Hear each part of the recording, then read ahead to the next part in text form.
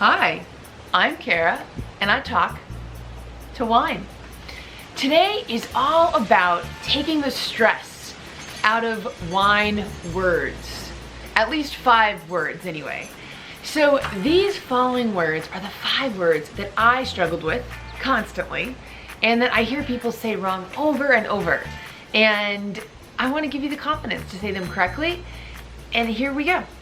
So, 5 words. Number 1 is going to be a word that even while I was studying to become one, I don't think I said correctly. So number 1 is going to be sommelier. Sommelier. That word gave me so much trouble, and a lot of people avoid saying it at all just because it can be so tricky. So let's say it together. Sommelier. Just don't pronounce the R and you'll be way ahead of a lot of other people. So really focus on that one. And a sommelier is a wine professional, someone that knows a lot about wine, works in restaurants, wine shops, you name it, anywhere where wine knowledge, appreciation, and advice is needed. So, sommelier. Word number 2 is more about the vineyards, right? So this word is important because it is something that kind of helps us to understand any external influence that might impact a vine. The word is called terroir.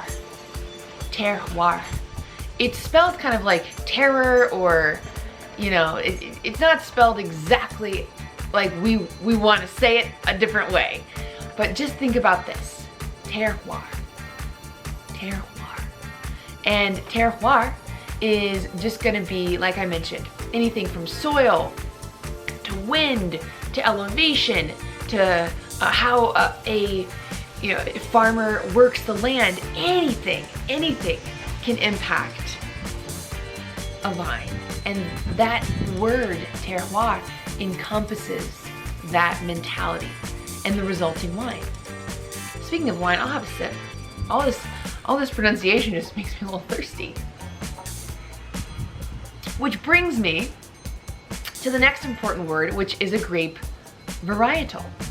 So, this next word is, once again, just a tricky one. I myself was corrected while I was in Italy. So, hint, it's an Italian grape varietal, okay? So it's spelled Sangiovese, Sangiovese. So I said Sangiovese, Sangiovese. And even in Italy, I said it wrong many times, but then a kind Italian kind of took me aside and said, "Do you mean to say Sangiovese?" And I said, "Yep, that's what I meant. That's the one I meant." So let's say this together. This is an important one. So this grape is from Tuscany. It originates there. And a lot of the times you'll see, Sangiovese in wines from that area. So together now. Sangiovese. Just work with that Italian accent. Just really bite into it. With all these words, the best approach is to just kind of go with it and just let it roll off the tongue, and people will appreciate that, right? So, Sangiovese. Sangiovese. And go try one tonight.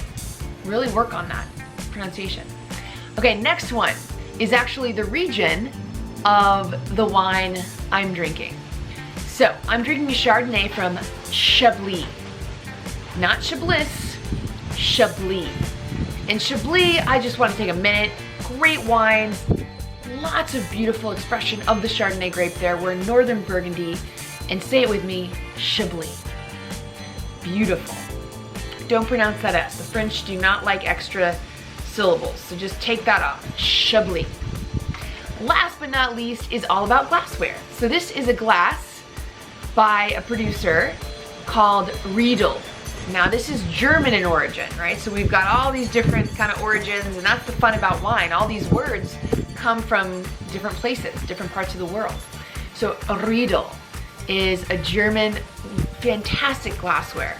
And the way you say that, it's not spelled at all like we want to say it. We want to say Riedel, we want to say Riedel, who knows what we want to say. But it's like needle, but with an R. Riedel, okay? So go grab yourself a couple Riedel glasses, some Chablis, some Chardonnay, little Sangiovese.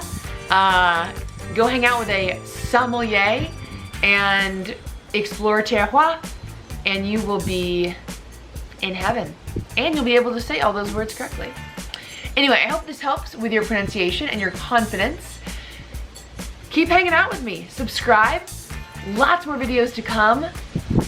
Lots more wines to explore. I look forward to seeing you next week, and cheers.